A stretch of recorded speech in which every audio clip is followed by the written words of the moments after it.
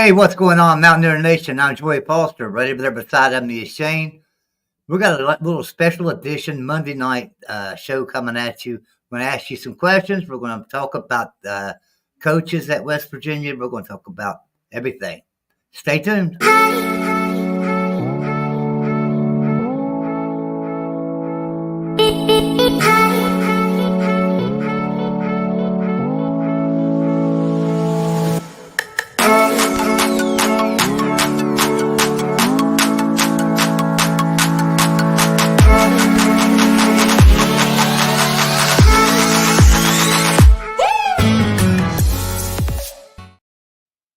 All right, guys. So welcome in to West Virginia football at the Voice of College Football.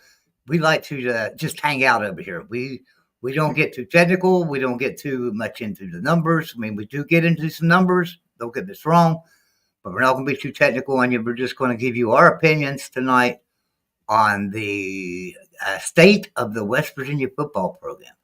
Shane, what's going on, brother? Well, time heals all wounds, and it's going to take a little bit more time.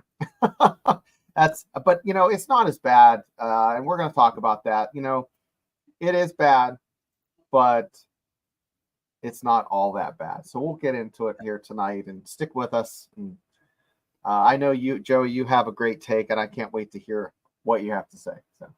Yeah. But also we want to talk about home game or bye week. Now, when I was originally talking about that, I was like, if you make the playoff, let's say you're one of the top 8 teams, do you hope you're in the top 4, or do you maybe lose your conference game, taking a chance on getting in there to be in the next 6, or 5 through 8, so you can have a home game? I'm just trying to think of how this could play out to where, okay, teams are going to want a bye week, but there's nothing like that home game. So, but then someone texted me today and said, I love this idea for tonight's show. This is going to be good because I think we need a bye week before Kansas to figure this team out. So I thought, that's true. This kind of goes both ways. So this week for West Virginia, would you rather have a home game in Kansas or a bye week? To get shit straight? Yeah, to get some shit straight.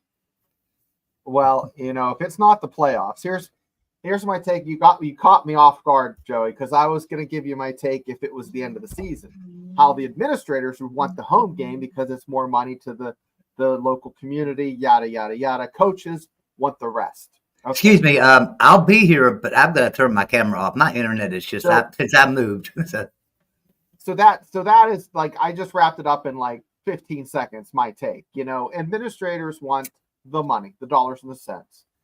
And of course, the coaches want to rest their guys. As a fan, I would like to see a home game. But as a super fan, I want the Mountaineers to get their shit straight. That's my answer. Yeah. That's me too. Now, did you watch Neil Brown's press conference and stuff? Did you catch it yet? I caught bits and pieces of it, and I didn't like it. No. So I just turned it off.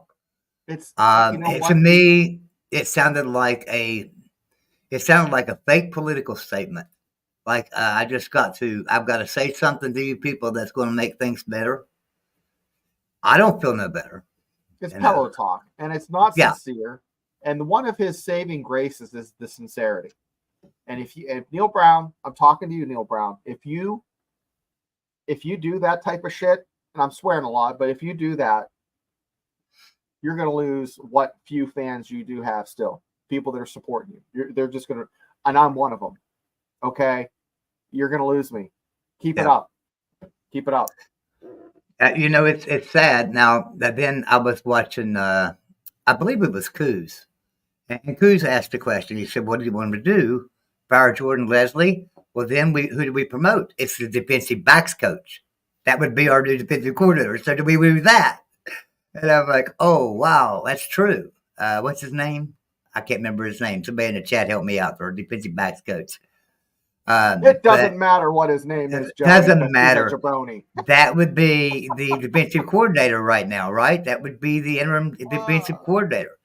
So how does Neil Brown approach this? If he fires the defensive backs coach, well then, guess what? Jordan Leslie's never coached defensive backs. So what do you do? He's kind of in a tight spot where I can understand him not making any major changes in defensive back coaching or in defensive coordinator coaching. But at the same time, that's not necessarily what lost the game. I thought our defense did a pretty daggone good job most of the game. We did a lot of tackles, had a lot of tackles for losses, and a lot of sacks, a lot of pressure on that quarterback. Their running game was pretty much, shut down for a while. Hell, they couldn't even get it on 3rd and short. I mean, we were stuffing them at the line. But our but it's 2nd and 30, and you give them a country mile. Right, but our secondary was trashed and stuff. But the problem is I don't think that's necessarily what lost us the game. What lost us the game was we just switched our defense completely. It seemed like we were running a 4-3, and then all of a sudden we go to a 3-4. And then let's not talk about so it's both sides of the ball that shit the bed. Oh yeah, you got the offense had an opportunity with 2.5 minutes and some change, 2 minutes and some change, to get a first down, and you run the ball in the same gap. It looked like it to me. It looked like the same damn play. And you have to keep them on your toes all game. You have, threatened with the quarterback run, had him break open a little bit on the outside and just tossed in the flat. The screens. There's so many plays that they had in the first half that seemed to they just threw them out the window for the fourth quarter, I should say. Yeah. You barely can hear me. Okay. I've adjusted your mic. I adjusted you. Okay. I adjusted your mic and turned you up. So should be able to hear you now. But anyway, yeah, I wanted to recognize people in the chat and tell everybody hi and welcome in. Jackson Johnson, as always, appreciate always Jackson Johnson being here. Jackson, I'm going to drop a link here in a little bit if you'd like to come in with us. Timothy Green, appreciate you being here. He says, can't wait to hear your opinion on this one, my friend. This loss really hurt bad. Remember, we have a whole season ahead of us. If we still win the Big 12, let's go Mountaineers. That's right. We do have a whole season ahead of us, and we're going to talk about that. Falcus Pitt's in here, our resident Pitt troller. I started to say Penn State. Did you hear that? Falcus Pitt would have drove to Beckley, West Virginia to kick my ass if I'd have called him Penn State. Anyway, Falcus Pitt, appreciate you being here as always, my man, my friend. And then we got, who is that? A new face. Yes, a new face. Etiquette. So, anyway. I sound like, hey, guys, I sound like that Keenan Peele substitute teacher when I read some of these names on here, like A.A. Ron and, yeah. Yeah. So bear with me. Yeah. The funny thing is there's so many accounts out there with some crazy names, like Seymour Butts. You're like, I want to welcome Seymour Butts into the chat. He comes in here sometimes. Is there a Cha-R-Lie here? A Ron. Anyway, all right. So let's talk about this this week against Kansas. Kansas is hungry, and they're not looking too good right now. And which coach do you trust more, Lance Leipold or Neil Brown right now? My honest gut, initially, Lance, because Lance took a program. Now, granted, Dana left the cupboard dry, but Lance turned his program around a lot quicker. And I know if we talk about money and we get into the nitty gritty that yes, Kansas is well off, but Kansas is not a storied program. Kansas isn't the number one most winningest football program without a national championship. Let me say this. Yes, your Neil Brown, the cupboard was bare when he got here. You know what he was left? He was left with basically a Kansas football team. Okay, So they took over basically the same type of team. Yeah, you're right. Now, not the same type of program, obviously, because Neil Brown, he's got a program that's used to winning. We already had the culture in place of winning. The culture's there. The culture's there. That's what I'm saying. Kansas didn't have that culture at all. Yeah. They had nothing. No. So Their basketball. Lance Leipold went in and took a team that was as talented as our 2019 team was. Okay, they went in there and took a team as talented as them and turned them into they're relevant today. So let me explain to people that don't understand what we're getting at is the culture. So let me give you an example. Kids roll into campus and you're sitting in class and you're like, oh yeah, that's a football player. That guy plays basketball. At Kansas, it's, oh, you're a football player? I thought you were a basketball player. That's the kind of diss that it would be at Kansas. Like, oh, you're a football player. Okay, cool. And let me talk to this basketball guy. No, it's not like that in Morgantown. Basketball, football, about the same level. Okay? Just saying. Yep. Right. I like I like Neil Brown a lot. I really do like him as a person. I think he's fit into the culture of West Virginia, and I think maybe he's trying to build more on that culture up there, and that culture's been in place for years. Maybe that's what's wrong. Maybe at first he was getting it, but now he's trying to go too deep with the culture. I don't know. Something's wrong up there, and I don't think know. It's not a culture thing. I don't think so either. Fine. I think the culture's fine. I think the Penn State game, the nerves got to these guys. Now they took them back and had them see the psychiatrist and get all happy and healthy and whatever. But you need a little bit of dog. You need to beat these kids over with a bone once in a while. You need a dog that bites.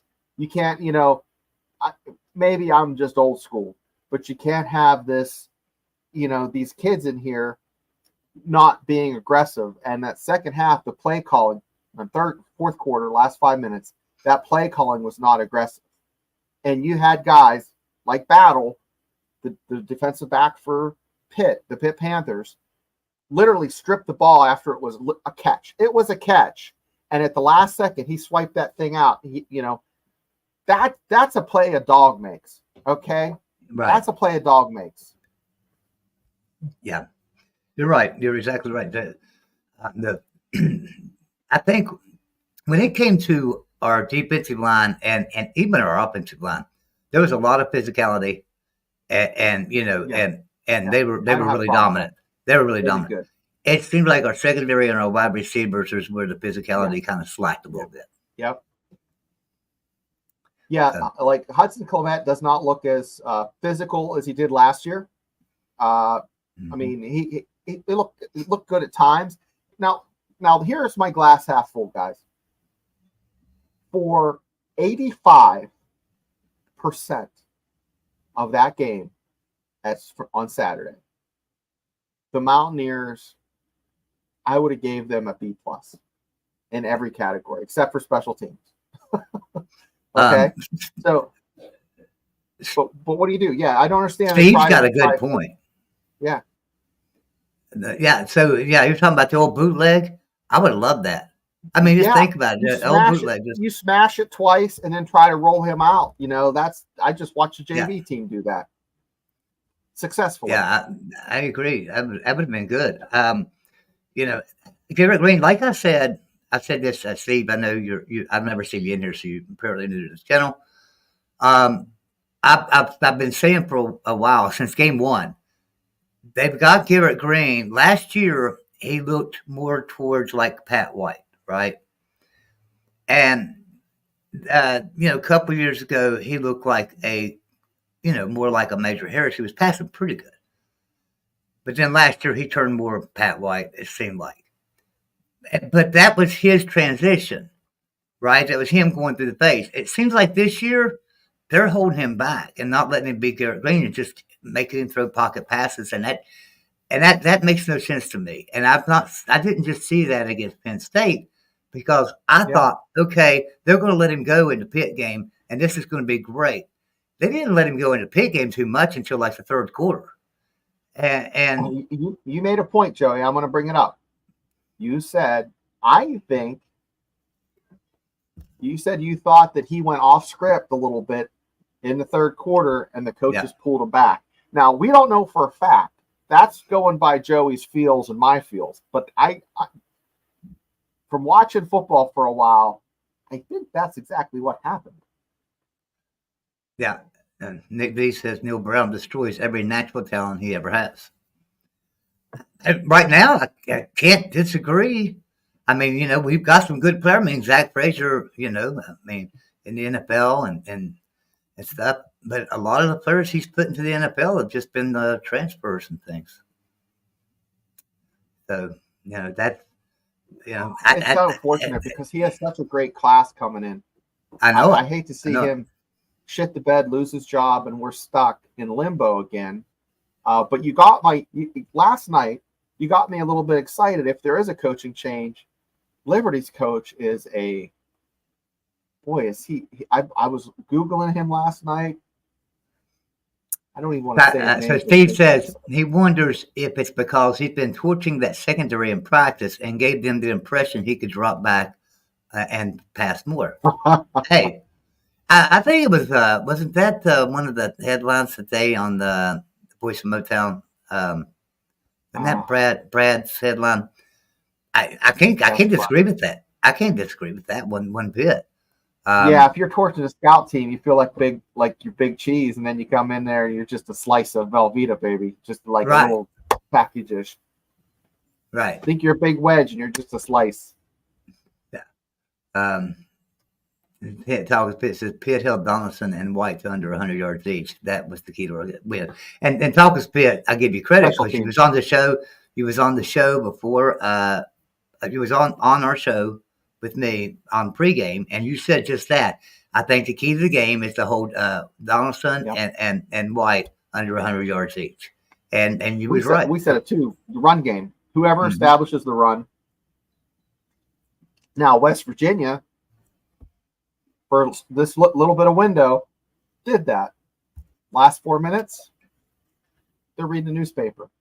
They're warm. It's like warm up the bus. Yeah. Yeah. I just did that fourth quarter. I just want to erase that from my thoughts. That game. That was just absolutely. That was one of the worst.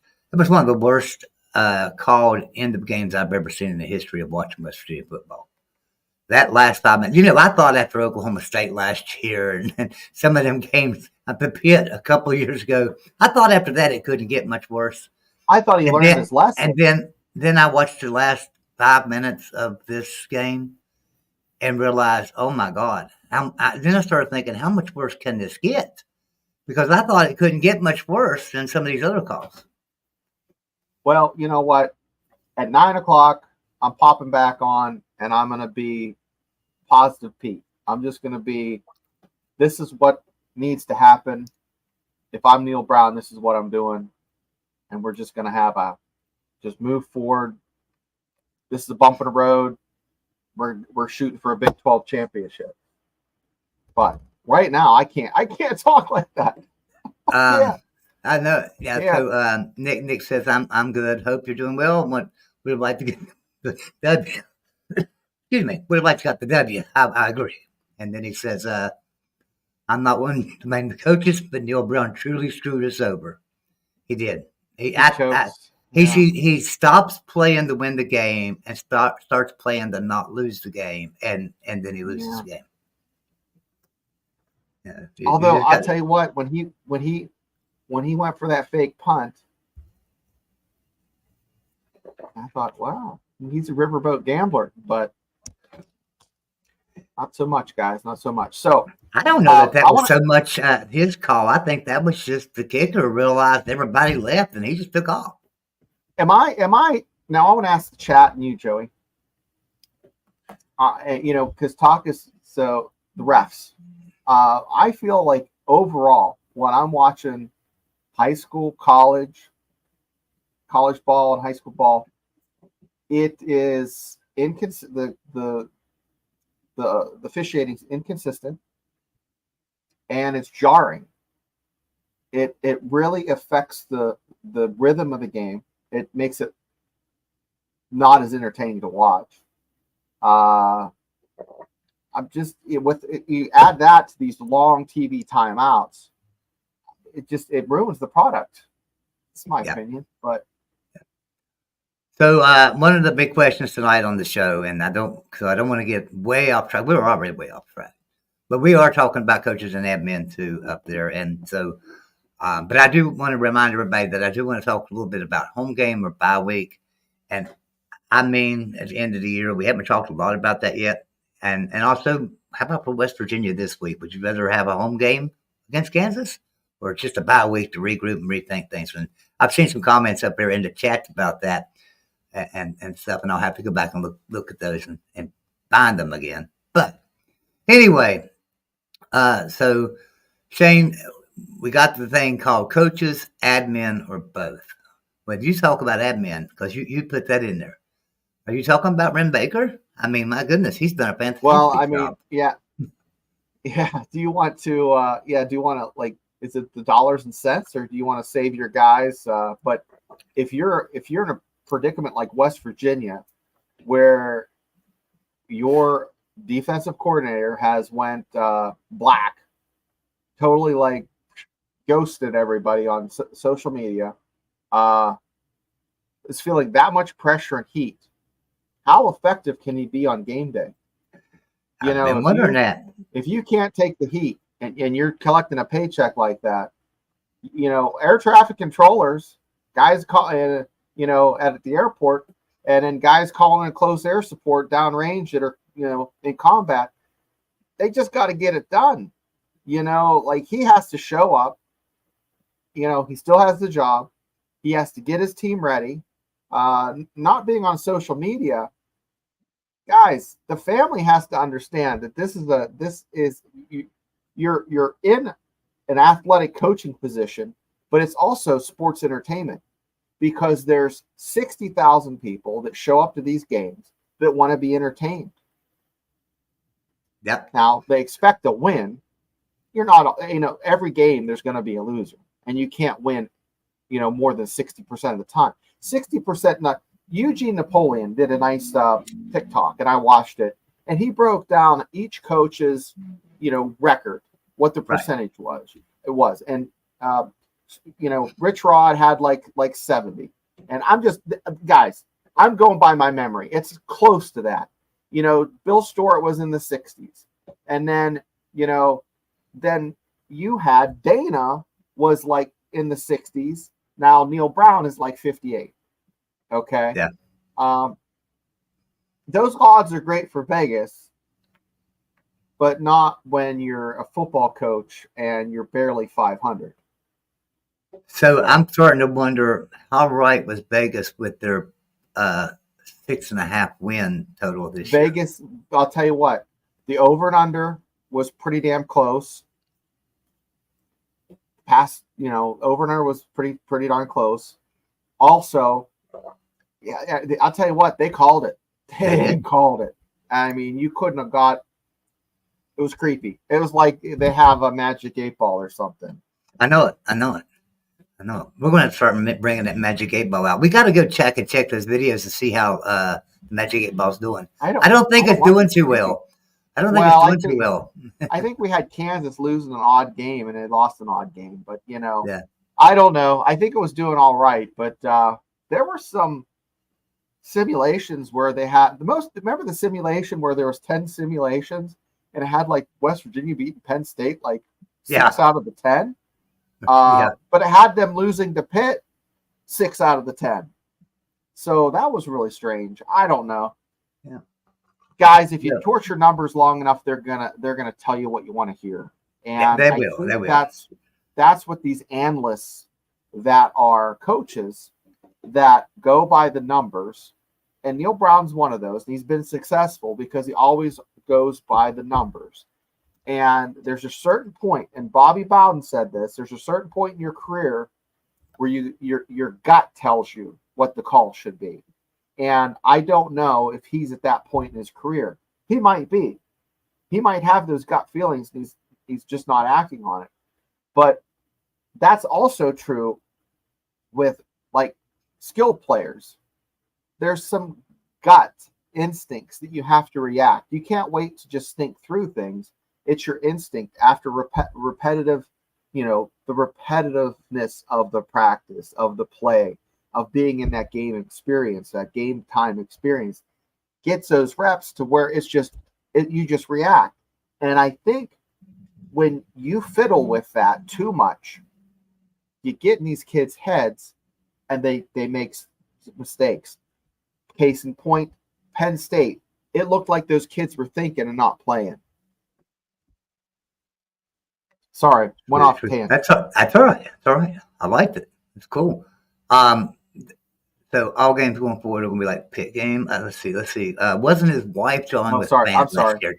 No, that's fine. Go back to that one for a second. I know what Nick's talking about. Wasn't his wife joining with fans last year or the year before? And she did a whole lot of "I told you so" after last year. I don't know. Did she, Nick? I remember. I remember there was an argument or something with somebody on social media or something like that. But I don't know if that went. I think it was more of a threat. They threatened her or something. And if you're doing that, you're just a dip. It's a football game, guys. It's a football game at the end of the day. My goodness gracious. These are kids, guys. These are kids. Don't get so. And I see this at the high school level. People just get so. I mean, in 2 years, your kid's going to be, sleeping through a Thursday class or getting ready to go to trade school or going in the military or whatever. So, don't get too spun up if they don't win the JV game or if they lose the varsity game. About 25 years ago, I figured something out. 25 years ago, I figured something out. That in 5 years from now, it ain't going to make a damn difference what happens right this moment. So I've always just looked at things that way too and thought, okay, there's no need in getting that riled up about it because 5 years from now, I'm not going to care. Because, think about where we was 5 years ago.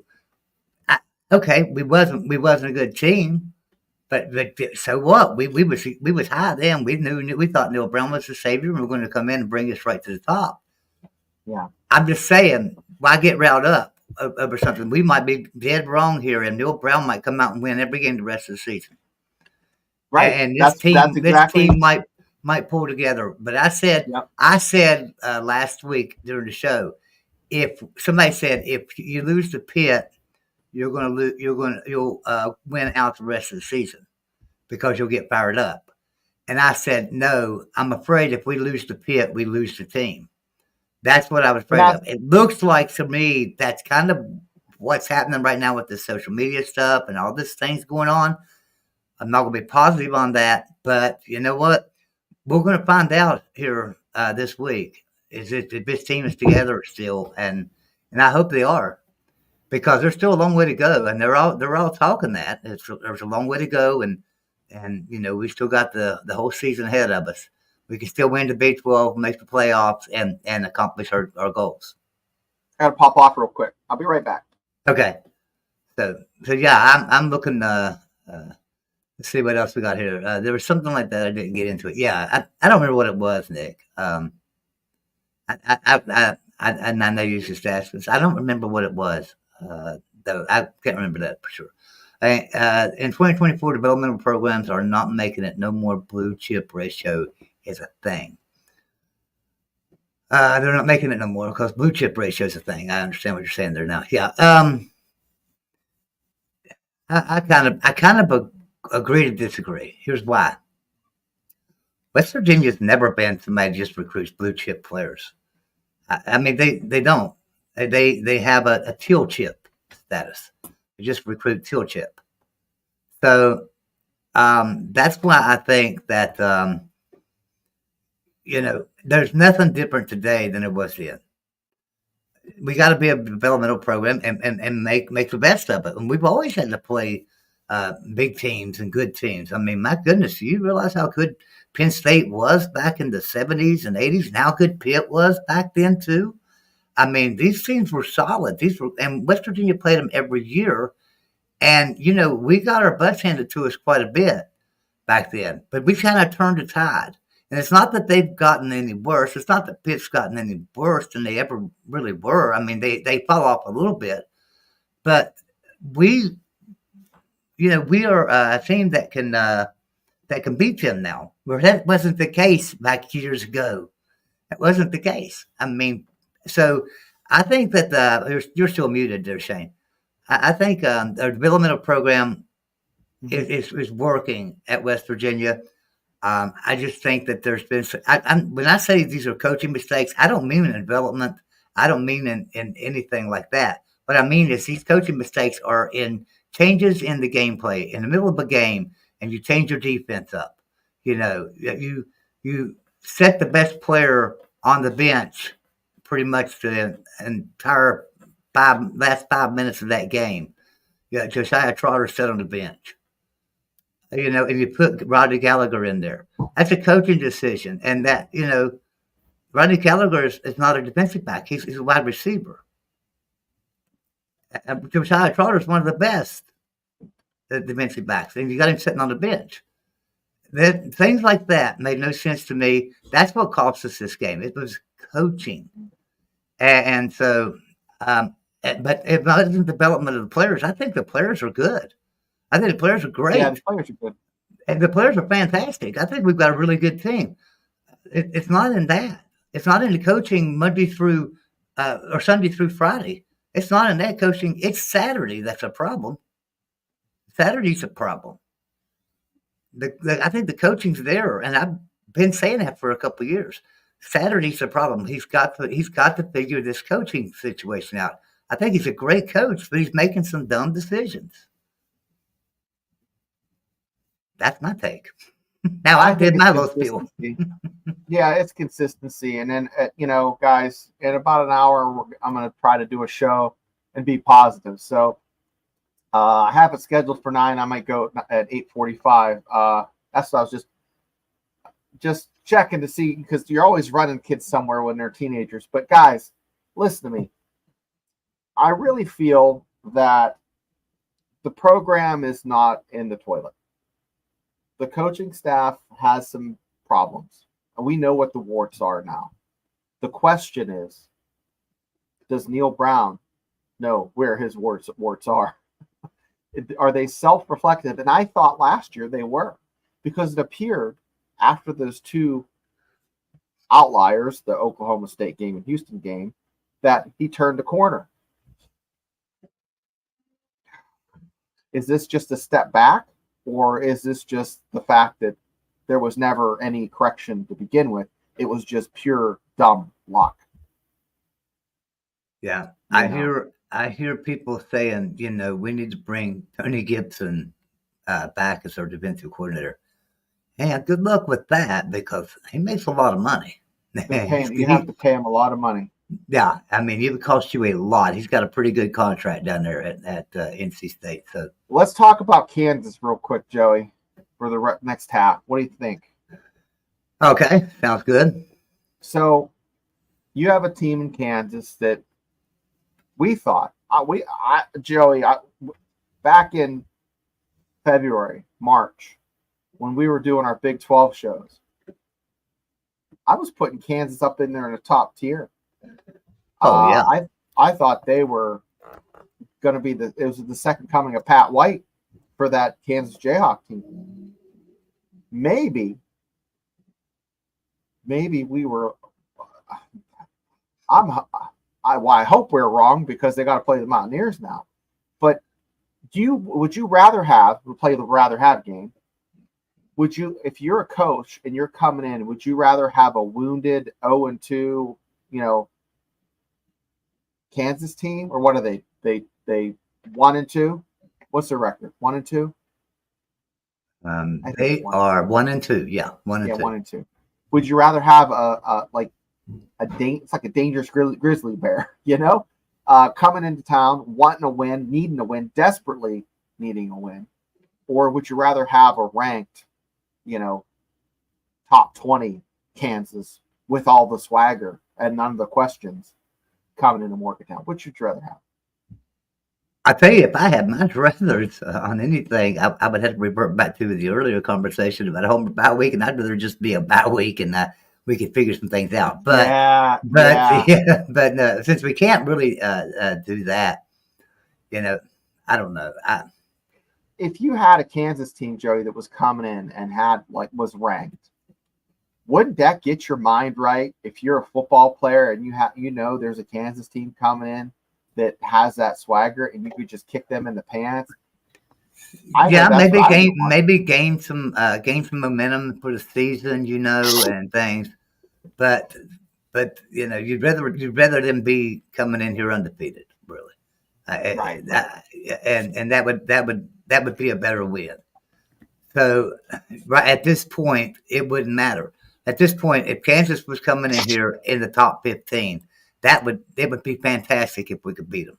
And guess what? It wouldn't matter if we lost to them because they would pick us to win it anyway. So there would be no loss to that game. So I would much rather be a highly ranked Kansas coming in here to Morgantown right now. Unfortunately, we don't have that. We've got a 1-2 Kansas team. Jackson Johnson, what's going on tonight, buddy? Oh, it's going pretty good. Having a pretty good Monday night. How are you gentlemen doing tonight? Doing great. Glad you're here, Jackson. It's nice to have someone that's not drinking the Kool-Aid and bringing their tears out in there.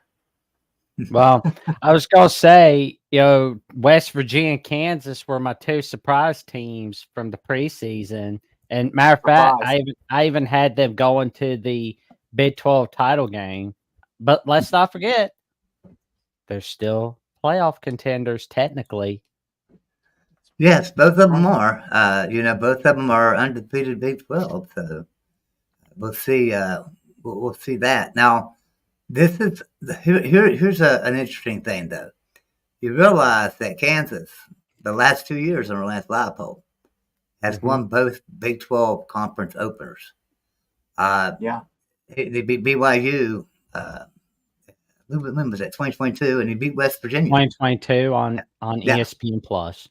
Right, and he beat West Virginia, and anybody remembers that game? Boy, that made you feel like Pitt 2007 again, all over. I mean, you knew that something was wrong, that you were a really bad team, and we weren't that great of a team. But it turned out Kansas was a pretty daggone good team that year. So, but we were just their first victim, and we've got to. That was in Morgantown too. We got to pay them back. Right. We got to be fired up and ready to go this game because this is the first game back in Morgantown since that. We were a huge favorite. We were 21-point favorites or something in that game. And they came in there and just absolutely beat us down. So we've got to avenge that this year and take over it.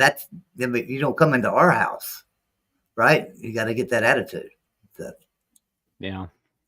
So Jackson, did you watch the Backyard Brawl? You did, right? Oh, obviously. I mean, what goes being a college football fan if you don't watch the Backyard Brawl or the Civil War or the Apple Cup or Notre Dame Purdue or Army Navy? Yeah. Exactly. So what did you think of that collapse? Big collapse. That defense. That defense fell apart. I mean, you cannot be allowing 2 touchdowns in the final 4 minutes. I mean, that has to put Neil Brown back on the hot seat, honestly. Because, I mean, I know that I said in the pregame that I felt like Pittsburgh was going to win this game because dreams go to die at Pitt. And here's a stat for Pittsburgh. From 2005 to 2023, they were 0-75 when trailing by double digits going into the fourth quarter. This year, they are 2-0. That's right. That's right. Shannon Miller says the last 2 quarterbacks that we have played that can move, excluding Aller, have killed us. And he meant Daniels is better than both. Then HR Pickens stuff comes in and says Daniels looks terrible. He's thrown like 5 interceptions in 3 games. So yeah, but he might get his stuff together for in Morgantown. I don't know. He's a good player. I don't think he'll have 3. Maybe he'll have a string of bad games, but I wouldn't count on it, guys. Yeah. So anyway, I didn't really introduce Jackson Johnson there too much, and I apologize for that. Jackson just came off of his show over there on the Alabama channel, and we appreciate him popping in with us and everything. Jackson's always got really good takes and stuff, and he's been a friend of the network for so many years and stuff, and now he's working for the network, so he's doing a fantastic job. So Jackson, nice having you here as always. It's always awesome talking with you guys about West Virginia and all of college football. Well, I want to ask Jack about Neil Brown mentioned something about not wanting to schedule teams like Alabama. Oh yeah, we talked a little bit about that at the tail end of the show, where it's like, on the one hand, I hate it because I want everybody that's a contender, like a conference contender or a blue blood, to have a tough non-conference schedule as much as possible. Because but on the other hand, it's like, I hate to see Alabama not be able to go to Morgantown and West Virginia not be able to go to Tuscaloosa. But I understand why, because it's like, if we got to be replaced by somebody, I'm glad it's by Pittsburgh or Virginia Tech or Maryland, because that's your rival in all of college football. We went a full decade without Pitt, West Virginia.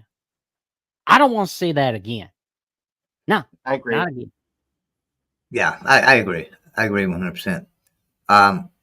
So Tim Green, I appreciate you being here, brother. He says, I hate to see everybody laying blame on each other when you win as a team and you lose as a team. I still think we have a chance to win the Big 12 championship. That's what Colorado does, that blaming each other, throwing shit. I mean, I talked a little bit about it on CFB After Dark, where they were popping off and bitching at one another, saying, "Oh, well, it's my O-line's fault. It's this person's fault. I go through everything. I am the whole team because I'm the son of Coach Prime." And matter of fact, I compare it to a Gunsmoke episode that I saw, where it had the guy that played the sheriff on Dukes of Hazzard, where where he was like the spoiled son of a rich dad, and he acted however he wanted.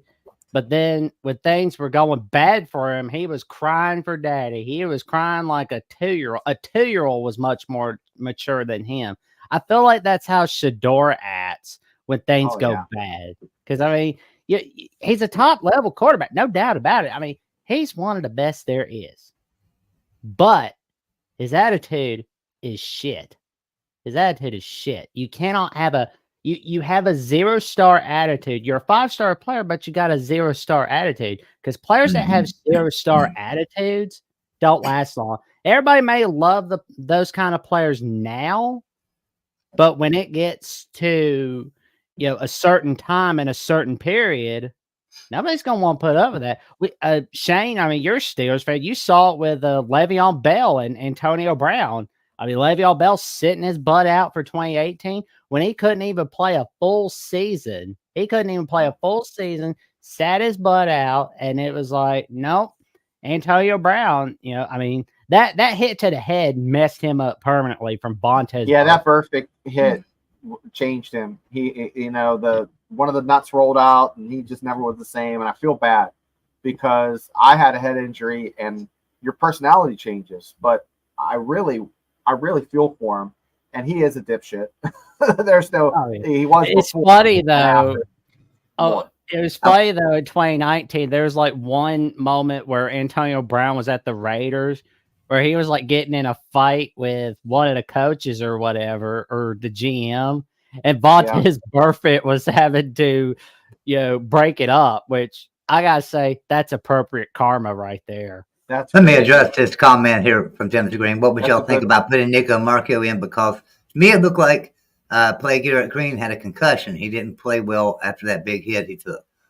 I don't think it was that. I think Garrett Greene didn't play well because I don't think they let him beat Garrett Greene. To me, it just seems like he's got to drop back here in the pocket and look down the field. I have to watch again. I'd have to watch that again. I'm not sure, Tim, but yeah, Nico Marco would probably be the better player if they are just trying to drop back in the pocket and throw the ball down the field. Nico might be the better player for that. I don't know. I mean, But I don't know what the thinking is behind all that. I don't know if that's Garrett Greene trying to, think too much, or if that's coaching. I don't know what's going on there. I don't know. I mean, it's you can play the what if game so long, and you still just like a dog chasing your tail. It's frustrating, but right now it's Monday. Tomorrow, I'm not going to read anything else about the Pitt game. I told myself that today, and of course I was prepping for this show. But guys, Kansas is a legitimate threat. They're a good team. They've been playing like garbage, a lot like West Virginia. I know if I'm Kansas, I wouldn't want to play a West Virginia team after a loss like that. They're going to come out. I think they're going to come out with their butt on fire. They're going to be smacking people in the mouth in Morgantown. It's going to be at home. The atmosphere is still going to be decent. I've seen some tickets on sale. Some folks are selling their tickets. Hopefully attendance doesn't falter. It's still a great product. It's still a great place to watch a game. So please, if you're having doubts about going, I'm going this Sunday or this Saturday. I'm rolling down there. Hope to see you there, everyone in the chat. But come on, what do you guys think? If you have tickets, are you selling them, or are you just going to go? No. Now I may not go to all of them because I probably wouldn't even have went to the Albany game because it's pretty long drive up there. I'm in southern West Virginia.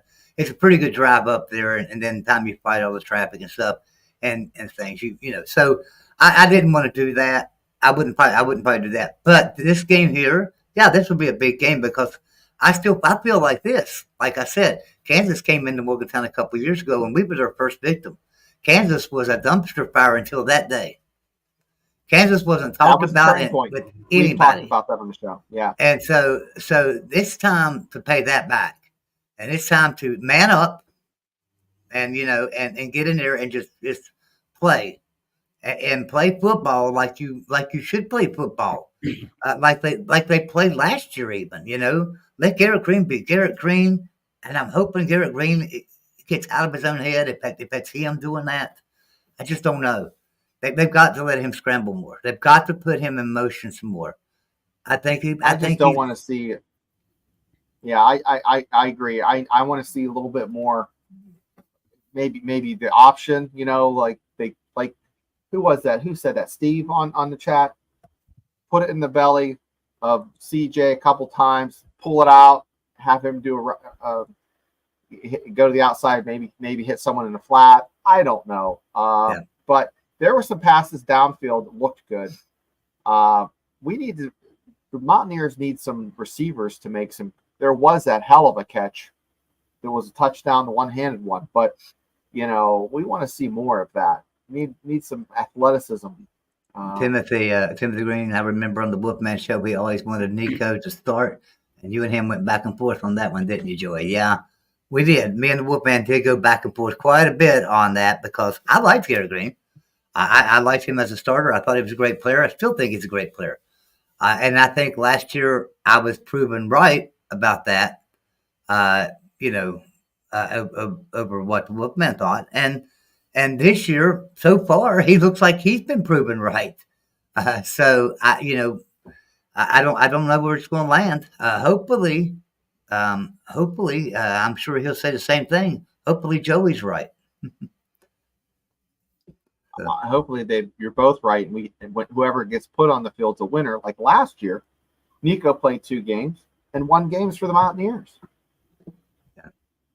Another great point here, Timothy Greene. He says, also, I've seen some people stop giving to the trust fund. For the love of God, people, please stop doing that. That's what keeps the organization going, and that's what players we do have here. Exactly. I have not given up my support of the university. I never will. I don't care if we go 1-11 for the next 10 years. I will always support the Mountaineers because you know what? That money that I'm giving to that trust fund or to the whatever it's called, Country Roads Trust. The money I'm giving Country Roads Trust that's going to the players. That's not going to the coaches. That's not going to the university. That's going to the players. That's my thanks and my gratitude for them coming to Morgantown and playing for the Mountaineers, playing for the Golden Boot. And so I would never give that up. I don't know why anybody would do that. That has nothing to do if you're not happy with the coaching situation and with the situation in Morgantown. That has nothing to do with these players. Don't stop supporting the trust. Don't do that.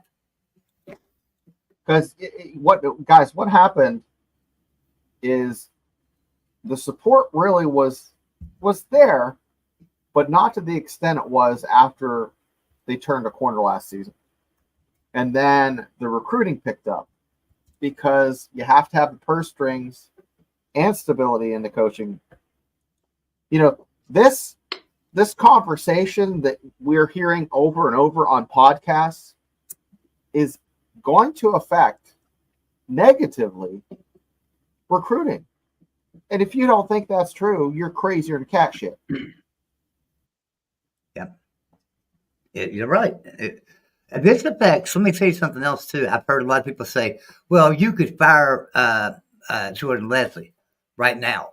And like we've talked about earlier, well, then that either promotes from within or you hire outside. Now, if you promote from within, that would be the defensive back coordinator. So do you want him to be the defensive coordinator, the defensive backs coach? All right. So, but what if you go outside? Well, who in the love of God right now would come into Morgantown as a defensive coordinator, knowing that probably Neil Brown's back on the hot seat, knowing that the fans are not happy and the things they're saying? Who in their right mind would they hire? So there can't be any change right now. There could be absolutely no change. So, yeah, get that out of y'all's mind. I hear so many people saying, fire the defensive coordinator right now or fire the defensive backs coach. Who's going to come? Jordan Leslie's never coached defensive backs. So being put on their schedule for Kansas, they lost to Lindenwood, and then Illinois. They won Lindenwood. Yeah, they won that one. They lost to Illinois and they lost to UNLV. So, yeah, man. Well, yeah, that was a bad look. That was a bad look for the Big 12. That lost to UNLV. We get to see where the Mountaineers fare compared to the Colorado. You know, like you can take some solace in. Well, the Mountaineers either beat Kansas and Kansas beat Colorado. That would touch me in the old feels, make me feel warm and tingly. Shannon says, hey, I'm all in. I always will be. I pay the trust too and will if they lose every game. My dumbass just expects better. I don't think that's being a dumbass at all. I think that's being truthful. Hell, I expect better too. My goodness. I mean, look, the two biggest rivals, there's several rivalries for West Virginia, in my opinion. You've got the Virginia Techs and the Marylands and stuff, and you've got the Pitts and Penn States. And the Pitt and Penn State rivalry has always been the two biggest rivalries to me. Because I'm old school. I was back there when we played them every year, you know, and I'm an older man. So I was back there when we played Penn State every year and Pitt every year. Those two were just huge rivalries. I wanted to beat Penn State every time we played them, and I still do. So I look at that and think, okay, we're playing two rivalry games, and we've lost both of them. And one of them we should have beat. So now I'm just scared. I'm worried. So I just expect better too. And so if you can't win at least one of your two biggest rivalries, in my opinion, two biggest rivalries, there's something's wrong. You got to do something. You got to. I don't know what they need to do. They need to do some better coaching. Period. Well, I had the West Virginia schedule on here. Would it be okay if it's pulled up? Oh yeah, sure. Yeah, pull it up. Yeah, because the Mountaineers, they've got it pretty tough in October. This off week. Yeah. Yeah. November's pretty easy. Iowa State is legit. Oh yeah. But they come to Morgantown, so upset city could be coming against Iowa State. Guys, who called that one? That guy. Yeah. I put it in my preseason predictions. Yeah. Nice. I am looking for, and you'll have to help me, Jackson. You're in the StreamYard as an Yeah. admin, right? Yes. Good deal. Will you please go and grab the betting site thing for Mark that he likes to play? I don't even know where to find it. Well, actually, it's in the Mark Rogers. Okay, can you grab that and let's talk about something. So, if you ever lay bets or anything like that, really seriously, absolutely. Jackson, tell him where to tell who to follow and what Mark does. Tell him everything Mark does on that about betting. Yeah. Well, you can come on in to the Voice of College Football Bets on the YouTube membership, where you can get some of the top-notch picks in all of college football from Mark Rogers himself, Steve Merrill, Matt Zemek at Trojans Wire and Trojans Conquest on USC at the Voice of College Football, and Steve Dace from Blaze TV's The Steve Dace Show and the Michigan Podcast. And for more on that, here's friend Mark Rogers. College football is even more exciting with some action on the line. And the games are even better when you're cashing in. And the Voice of College Football is the place to be to get the greatest value. Let's start with my picks. 75% against the money line, 58% against the spread. I've got a 40-year track record. In fact, in 2023, at $100 played per game, you would have netted over $9,300. And guess what? I'm just the warm-up act.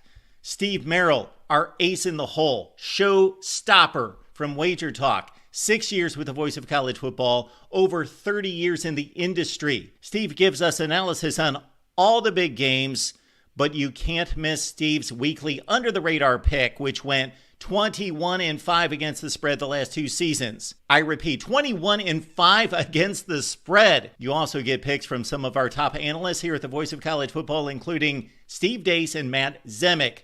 Become a YouTube channel member or Patreon member for just $99 per month. Go to the main channel on YouTube, click join, and select the betting tier. Do the same thing on Patreon. Make 2024 a winner now. And that's not all. You can come on in and check out how Steve Merrill's been doing on the under the radar picks this season. So far, he's 2-1, but that's all right. It's always a good idea, especially when you have your parlay sheets ready and raring to go. Always put in the Steve Merrill under the radar pick of the week. I wish I was 2-1. I wish I was 2-1 on the season. I'll tell you that. Well, I can tell you right now, it's like an investment in the future. It's kind of like putting your money in GameStop in 2021 when everybody was laughing at you. Yeah. But guess what? You get the last laugh. Yeah. So that's what putting your money in the Steve Merrill under the radar pick is like. Some people may laugh at you, but you get the last laugh. That I could very well guarantee. Oh, thank you, Timothy. I appreciate it. Roll Tide and go Mountaineers. Shannon says, "Love you, Joey. Love the way you went off yesterday. Made me laugh the first time since about 6:30." Yeah, appreciate you, Shannon. Appreciate you being here. Yeah. So anyway, guys, I guess we need to wrap this up. Shane, you're going to do another show here tonight, aren't you, or something? 9 o'clock at West Virginia Mountaineer Mafia. I went to plug my show. What was it yesterday? And I couldn't get it out of my mouth. So I'm sure Jackson's probably grabbing that link right now. I'm going to throw it in the chat for you. That will be at 9 o'clock Eastern. We're gonna have the show's gonna go for about a half an hour. We're just gonna touch on, what's the sunshine and rainbows. Okay, the bad stuff's behind us. What do the Mountaineers have to look forward to? What do they have? What is in that glass that's half full? Is it Kool-Aid? Is it Sprite? Is it a pea bottle? Is it pea? Or is it some mountain moonshine? Or is it some mountain moonshine? Yeah. Could be water. All right, guys. Here we go. Jackson Johnson, I appreciate you being here with us. Hang out with us in the back room for a second. I'll talk to you.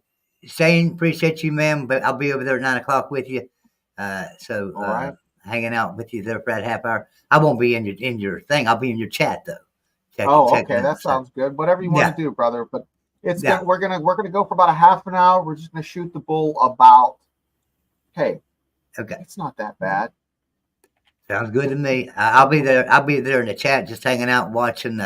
I'll be probably on my TV, watching you on TV. So I'll type in on my phone just to let you know that I'm there, and I'll be watching you on TV. So, all right, guys. Hey. That's all you got to do. Hey, throw it on your TV sometime and watch us. You can. We love for your chat. We love your comments, and it's hard to do that from your TV. What I'll do is I'll bring my phone up, and that way I can watch it on TV. And then if I want to chat, I just type into the chat right there on my phone. So, but yeah, it's always a lot of fun. Everyone, have a great night. We appreciate you being here. We will see everybody back here tomorrow night. Am I right, Shay? Yes. Tomorrow night, and then in an hour, and then also on Thursday. So hey, you'll see everybody. See everybody in an hour on Shane's channel, and then see everybody tomorrow night right back here. Have a good night. Night, guys.